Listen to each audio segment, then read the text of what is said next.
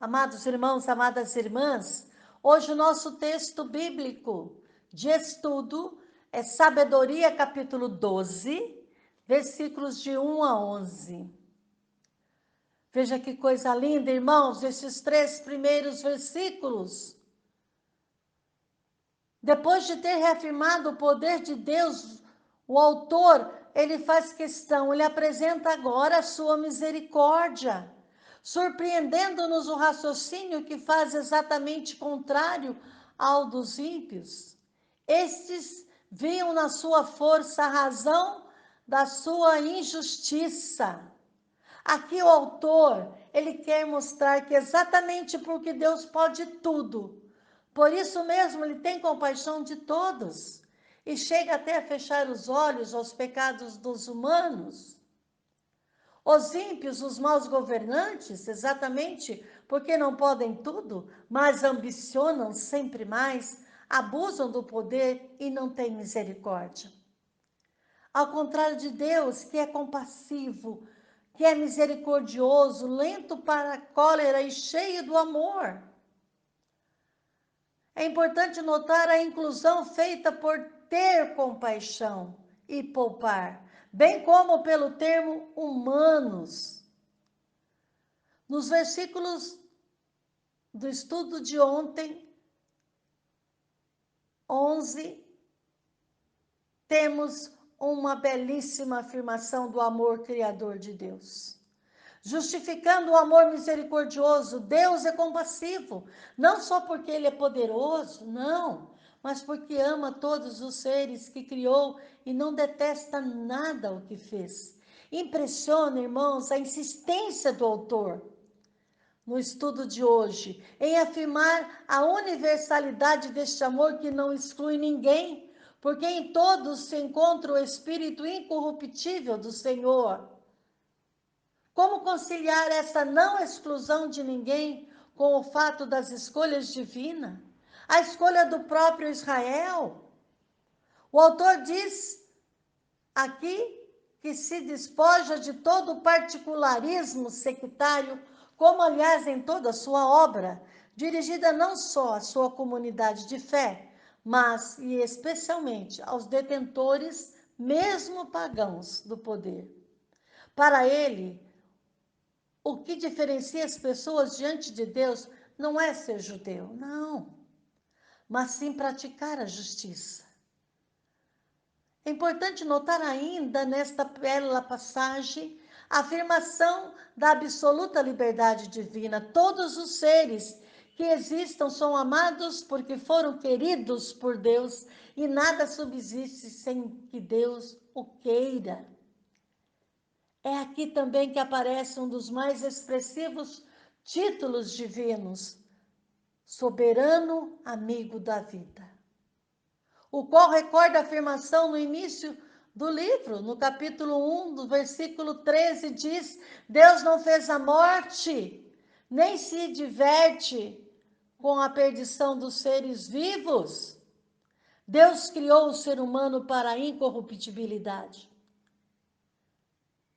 No versículo 2, retoma o tema da misericórdia, explicando que no caso em que Deus castigue, não é para destruir, não, mas para divertir.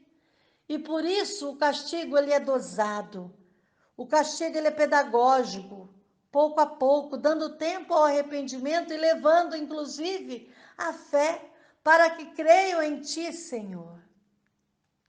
No entanto, há de se explicar o caso dos cananeus, eliminados da Terra Santa para que os hebreus nela pudessem entrar.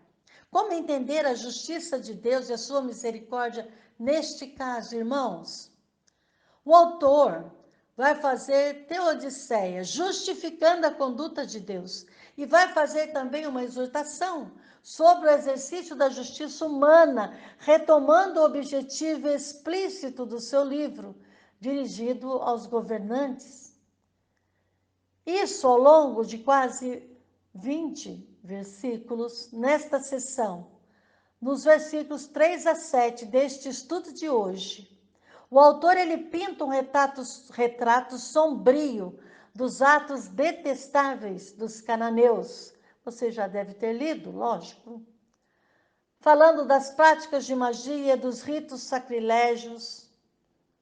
sacrílegos e, mais que tudo, sacrifício de crianças inocentes. O autor também fala de banquetes canibalescos e iniciações orgiásticas, sobre os quais as fontes bíblicas silenciam.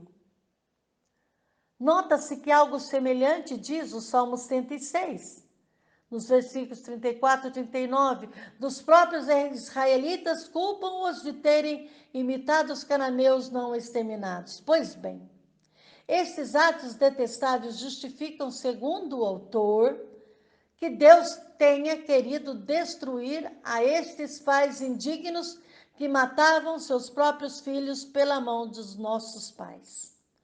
E isso para que a Terra Santa recebesse uma digna imigração de filhos de Deus. No entanto, mesmo sendo merecedores do extermínio, Deus não os destrói imediatamente, mas os poupa como seres humanos que eram. Isso, versículo 8. E enviou-lhes antes do exército de Israel as vespas precursoras para fazê-los perecer pouco a pouco.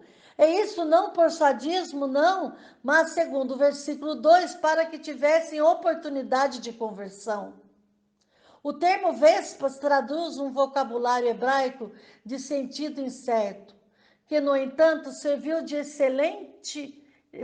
excelentemente ao autor nesses capítulos, em que fala dos animais vingadores.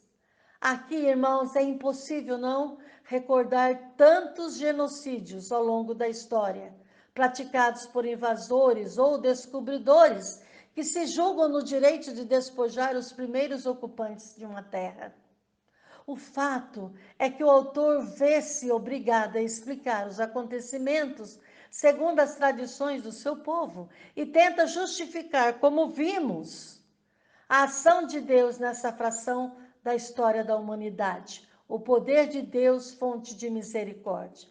Não que não tivesse o poder de fazer os ímpios caírem nas mãos dos justos em batalha, ou de exterminá-los de um só golpe por meio de feras cruéis, ou por uma palavra inexorável, mas julgando-os pouco a pouco, dava-lhes ocasião para o arrependimento. Embora não ignorasses, a sua origem era perversa e a sua maldade inata. E jamais mudaria o seu pensamento, pois eram uma descendência maldita desde o início. Nem pouco foi por receio de alguém que lhes concedeste indulto por seus pecados.